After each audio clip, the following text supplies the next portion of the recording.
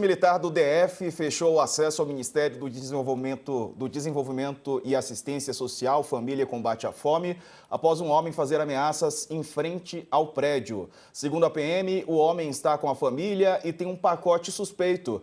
A apuração é da Letícia Casado, que está conosco, o Ricardo Couto e Marco Antônio Teixeira, que é cientista político e professor da FGV em São Paulo, também estão por aqui. Letícia, conta mais sobre essa ameaça de bomba. Existe uma possibilidade do homem ter algum problema de saúde mental, certo? Boa tarde para você.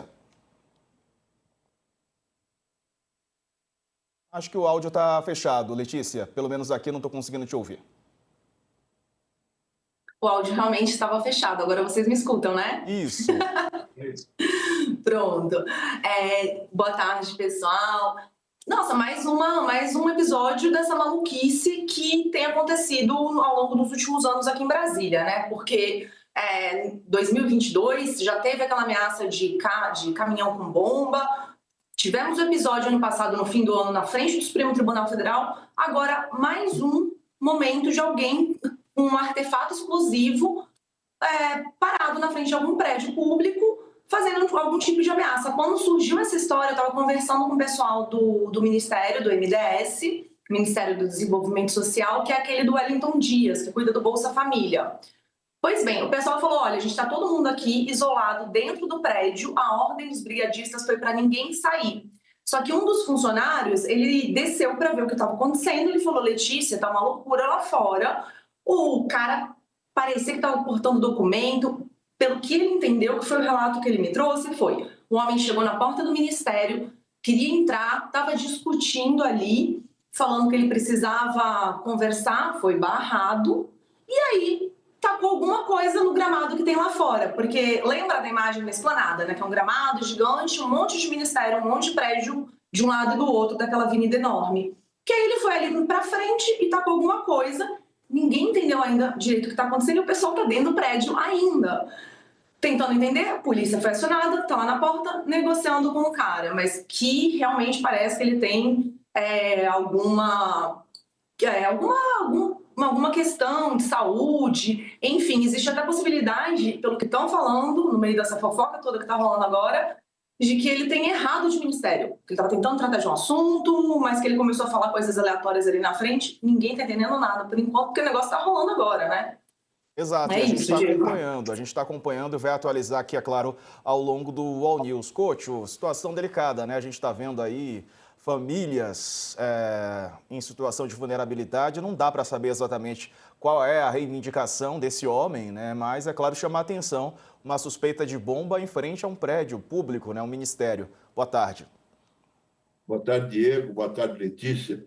Não, o mais maluco nessa história aí é que ele foi acompanhado da família, né? Nunca vi ninguém fazer um atentado e levar os filhos junto, a mulher.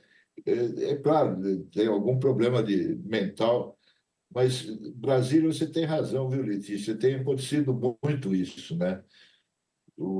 E é sempre em Brasília que acontecem essas coisas. Vamos esperar para ver, né? Não dá para a gente saber ainda o que motivou esse cara a fazer isso, né? Vamos saber daqui a pouco, provavelmente, quando a polícia conseguir detê-lo, né, e entender exatamente qual seria a motivação, professor Marco. De qualquer maneira, uma notícia que chama a atenção. O Brasil não tinha esse tipo de situação, né? Muitas vezes eram trotes e tal, mas agora a gente está vendo situações como essas se repetirem. Uma boa tarde para o senhor. Boa tarde, Diego. Boa tarde, Couto. Boa tarde, Letícia.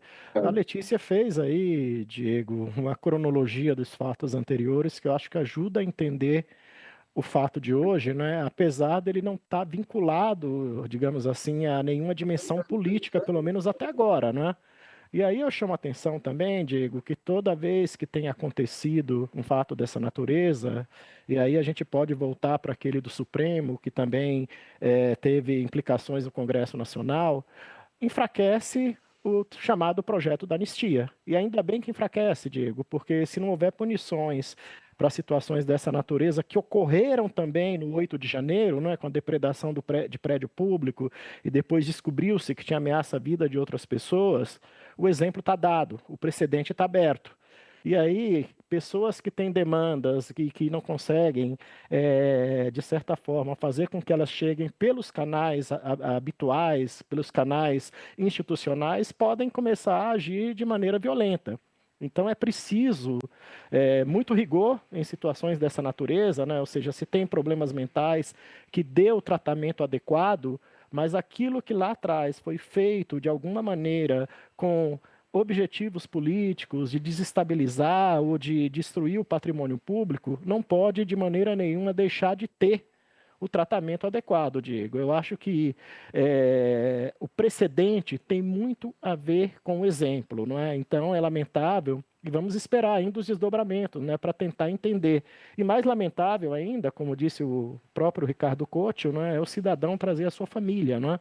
Que de certa forma talvez traduz o grau de vulnerabilidade que ele tenha, não é? Mas o risco que ele coloca para as pessoas que dele certamente depende também. Verdade. Então a gente está de olho nessa situação e, é claro, ainda nessa edição vamos atualizar aqui para vocês.